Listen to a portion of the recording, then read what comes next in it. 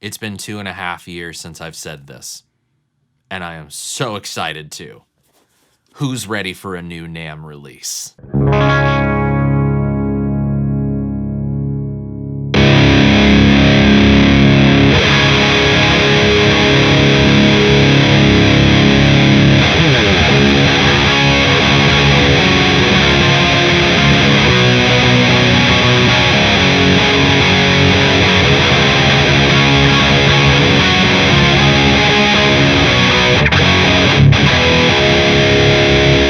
What's going on, my friends? It's your old pal Sean Pierce Johnson here, and welcome back to Stompbox Saturday, a new NAMM release episode of Stompbox Saturday. That's right, the NAMM show is back this weekend. I currently, as you are watching this video, am actually probably sleeping and not attending the show.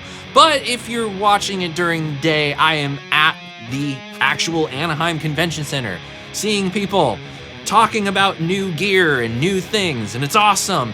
And one of those new pieces of gear comes from our buddy Cody Fields and his company, Westminster Effects, in the form of something called 2716. What exactly is the 2716, you might ask? Well, the 2716 just so happens to be the signature high-gain distortion pedal for Seth Morrison, lead guitar player of the prominent modern rock band Skillet.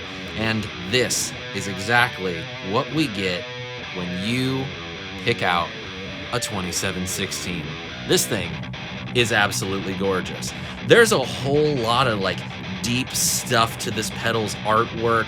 The script that you see of the Greek language is actually like a legitimately ripped language straight from a particular 4th century scroll of biblical text, and it's copper and it's kind of old looking but kind of new looking. It's honestly, it comes together in a really, really cool way, and comes together with a raucously aggressive, very modern guitar distortion sound.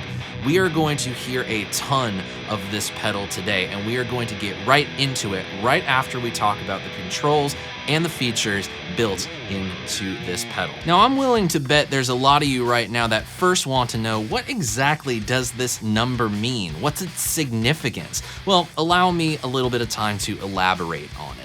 27 is a reference to the 27th book of the New Testament of the Bible, the book of Revelation, the most epic and trippy book of the New Testament, if I do say so myself, and a reference to chapter 1, verse 6, which you'll see on your screen right now, which doesn't make a whole lot of sense because it actually helps to read biblical things in context. So I'll let you go ahead and explore that on your own time. And with that explanation of the name out of the way, let's talk about the controls and how we dial in our sound. The great thing about the 2716 is that we get a full complement of controls in order to sculpt our tone. The top row from left to right is gain, presence, and volume, and the bottom row from left to right is bass, middle, and treble. So not only do we get that full 3-band EQ like you would see on any amplifier channel, you also get that extra presence control, which I find that pairing of a treble and a presence control to be really handy for tailoring high end with different types of guitars. Of course, the gain and the volume controls are pretty self-explanatory, adjusting our overall saturation and the output volume of the pedal. You'll find the input and output jacks on the side of the enclosure, as well as the input for your 9-volt power supply. But one of my favorite things is that they have gone ahead and used a soft touch click foot switch, which that's really not that much. It runs super quiet, and not only that, when you're using a ton of gain, there's no loud pop when things really get going. It's something that I wish a lot more high-gain distortion pedal makers would consider using. And that's really all I need to tell you about it. Despite the fact that it has 6 knobs, it couldn't be easier to operate. So why don't we go ahead, plug in a guitar, and finally hear this thing. Now, when I first got this, Cody reached out and just wanted to let me know that he thought this would be a good way for me to start to get to know the pedal. Take all knobs except the volume knob and put them straight up at 12 o'clock on the dial. Put the volume at unity gain with your clean tone and turn it on. What he hoped, and what also Seth hoped, was that these 12 o'clock on the dial settings will be a great starting point, not only for you to just play and have a good time, but for you to explore the tone shaping options of the 2716. So with that in mind, let's plug in the main Les Paul into the Hughes & Kettner Black Spirit 200 and hear how cool this thing sounds with all knobs at noon.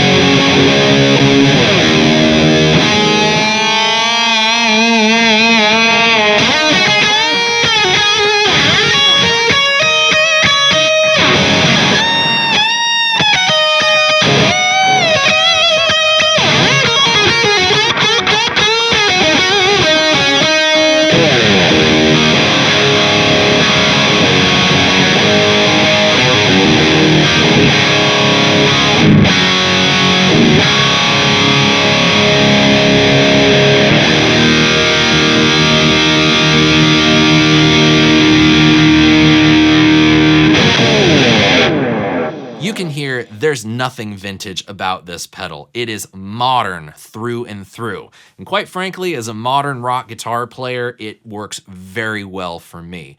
There are a couple things I want to show you before we get to some of my favorite settings with this pedal, so let's check them out. First, I want to show you how much gain is on tap in this pedal. So let's check it out.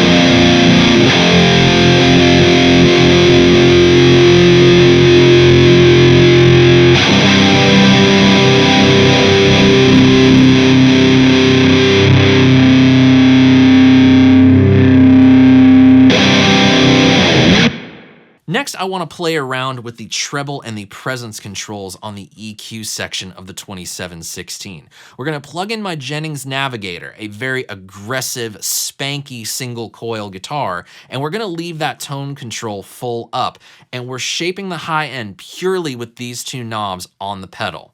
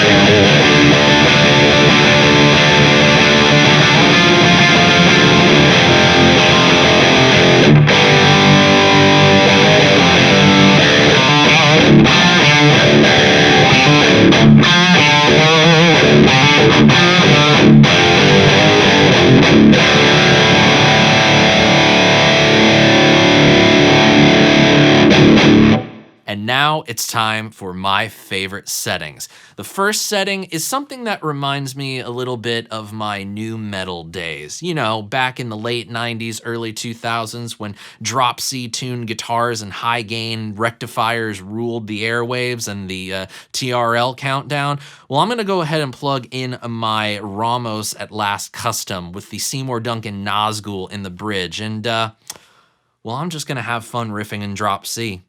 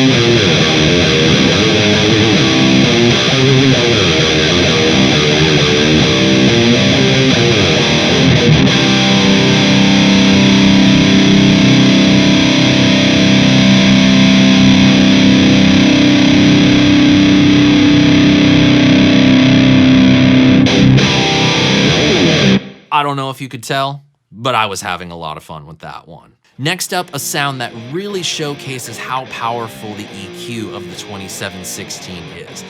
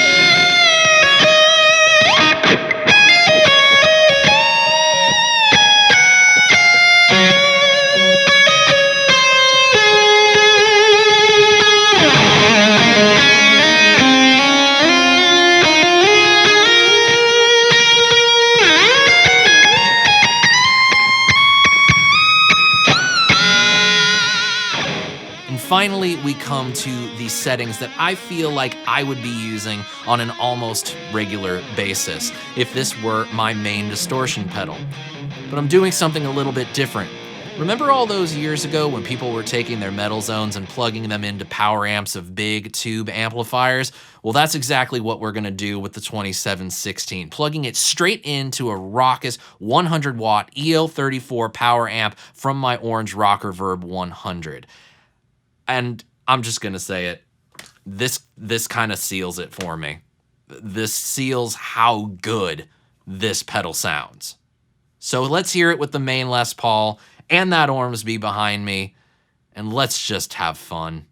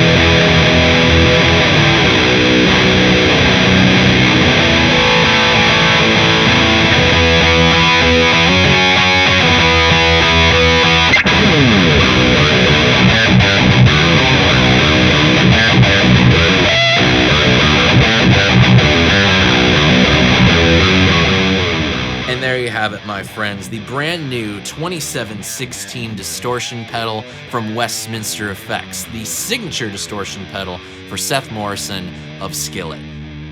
This thing is just bonkers good. And that's really all I need to say. It absolutely works for a guitar player like me who seeks big, high-gain, modern-flavored guitar tones. There is nothing vintage about this. Although I kind of like vintagey tones from time to time, everything that I write in my band or anything that I just kind of want to play around with leads towards that modern rock guitar school.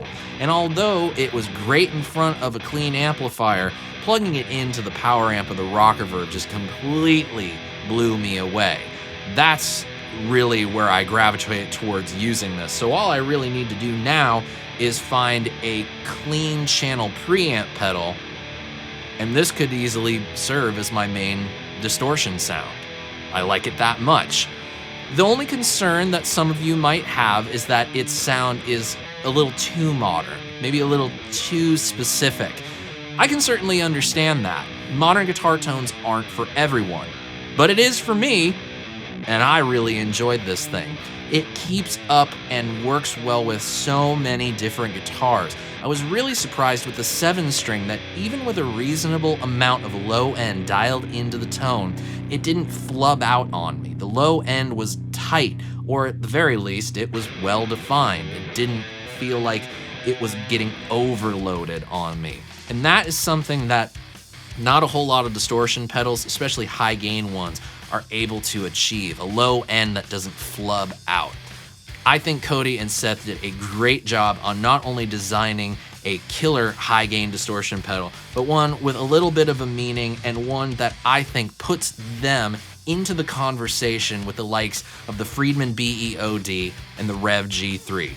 Those two being some of my favorite high gain amp in a box pedals. The 2716 puts Westminster in the conversation for great high gain distortion pedals. So I encourage you to check it out if you love high gain modern guitar tones. I don't think you're gonna be disappointed when you check this thing out. And please let me know in the comment section below what you thought of this pedal. And if you enjoyed this video, I would love if you would help support the channel in one of these ways. Give it a thumbs up and a like. Share a link to it with a guitar playing friend of yours. And of course, click the subscribe button and ring the notification bell so you never miss any videos.